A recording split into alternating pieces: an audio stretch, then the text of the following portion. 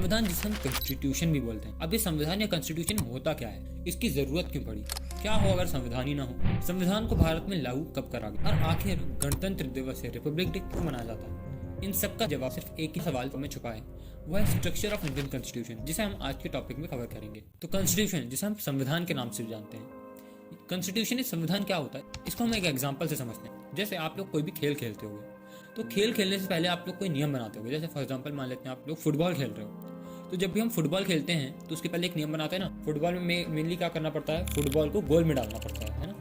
तो ऐसे तो कोई भी इंसान हाथ से फुटबॉल को टच करके गोल में डाल दे और बीच में उसको 2-3 थप्पड़ मार के साइड कर दे, तो क्या खेल का इंपॉर्टेंस रहेगा, महत्व रहेगा? तो खेल तो खेल ही नहीं रहेगा। फुटबॉल में अगर कोई इंसान हाथ से फुटबॉल को टच करता है तो उसे आउटसाइड लेनी पड़ती है। तो हम लोग खेल के रूल सेट कर लेते हैं, जिससे क्या होता है, अगर कोई भी इंसान रूल को तोड़ता है तो पहले वो एक बार सोचेगा, क्योंकि अगर वो रूल तोड़ेगा तो उसे पेनल्टी देनी पड़ेगी। ऐसा करने से जो गेम होता है वो डिसबैलेंस नहीं होता और गेम का महत्व बने रहता है। ठीक उसी प्रकार से कोई भी जो देश होता है, इसमें बहुत अलग अलग प्रकार के लोग होते हैं। जैसे मेरा मन में किसी का मर्डर कर दूँ, मेरा मन में किसी के यहाँ पे चोरी कर दूँ, मैं कुछ भी कर सकता हूँ, वो तो मेरे ऊपर है ना। तो ठीक देश में बहुत सारे अलग अलग प्रकार के लोग होते हैं जो कि बहुत सारे क्राइम कमिट कर सकते हैं। अगर ऐसा होगा तो देश में डिसबैलेंस क्रिएट होगा और देश को चला ही नहीं जा सकता। तो देश में डिसबैलेंस क्रिएट ना हो और देश का महत्व बने रहे, देश को चलाना आसान हो, इसके लिए कुछ नियम बनाते हैं। अब जिस जगह पर, जिस पन्ने में, जिस ड्राफ्ट में, पन्ने को हम लोग ड्राफ्ट बोलते हैं, तो जिस भी ड्राफ्ट में हम लोग किसी भी देश को चलाने से संबंधित नियम लिखते हैं, उसे हम कॉन्स्टिट्यूशन या संविधान बोलते हैं।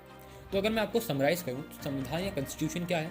संविधान, जिसे हम कॉन्स्टिट्यूशन कहते हैं, सबके लिए बराबर का नियम कहता है, संविधान या कॉन्स्टिट्यूशन कहलाता है। अब देखिए, संविधान के बारे में तो हम लोगों ने समझा। तो हर देश एक संविधान के आधार पर चलता है। जैसे चाइना है, उसमें उसका संविधान है। ठीक उसी तरीके से भारत में भारत का संविधान, यानी भारत में भारत के नियम कायदे कानून चलते हैं। तो ये जो संविधान था, ये भारत में बनाया कब गया, तो समझिए 9 दिसंबर 1946 में संविधान बनना प्रारंभ हुआ। इसमें बहुत सारे अलग अलग लोग, जैसे जवाहरलाल नेहरू, सरदार वल्लभ भाई पटेल थे, डॉक्टर बी आर अम्बेडकर थे। तो बहुत सारे अलग अलग लोग थे जिन्होंने संविधान को बनाने में अपना योगदान दिया। 26 नवंबर 1949 को हमारा संविधान बन गया था और 26 जनवरी 1950 के दिन हम इसे लागू कर देते हैं। इसे हम रिपब्लिक डे या गणतंत्र दिवस के रूप में सेलिब्रेट करते हैं। अब जो हमारा संविधान है या हमारा जो कॉन्स्टिट्यूशन है, इसके अंदर जैसे आपकी कोई भी बुक होगी, है ना, तो आपकी हर बुक के अंदर कुछ चैप्टर्स होते हैं। जैसे आपकी मैथ्स की बुक होगी, उसमें कोई पॉलिनोमियल चैप्टर होगा, कोई इंटीजर्स होगा, कोई अलजेब्रा होगा, कोई ट्रिग्नोमेट्री होगी।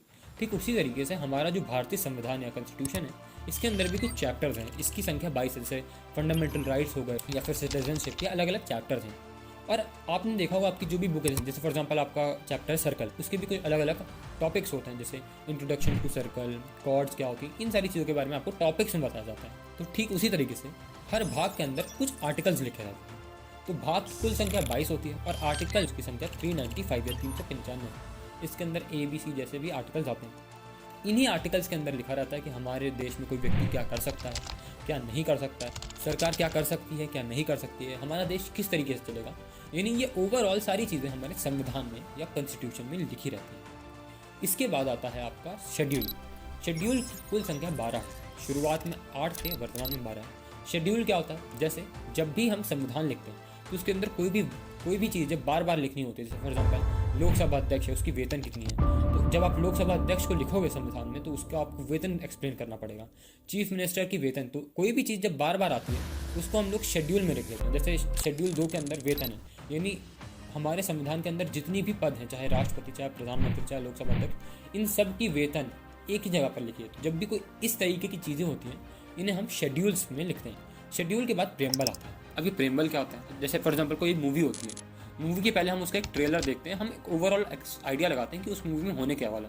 हम लोग डायरेक्ट घुस के मूवी तो देखते नहीं है। तो ठीक उसी तरीके से हमसे अगर कोई पूछता है कि आपके संविधान में क्या लिखा है, तो हम उसको पूरा संविधान तो नहीं पढ़ाएंगे, क्या तू बैठ तेरे को संविधान बताते हैं, नहीं।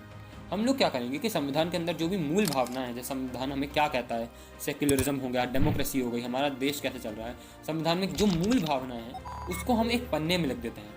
इसी पन्ने को प्रियम्बल बोलते हैं। प्रियम्बल को संविधान की आत्मा के नाम से बोलते हैं, क्योंकि अगर आपने प्रियम्बल पढ़ लिया तो आप संविधान का मोटा मोटी एक आइडिया लगा सकते हो। ठीक है, इसके बाद ये कुछ बेसिक चीज़ें थी जो हमारे संविधान में आती हैं। अगर आप संविधान में किसी भी आर्टिकल का उल्लंघन करते हो तो आपको पुलिस पकड़ लेगी।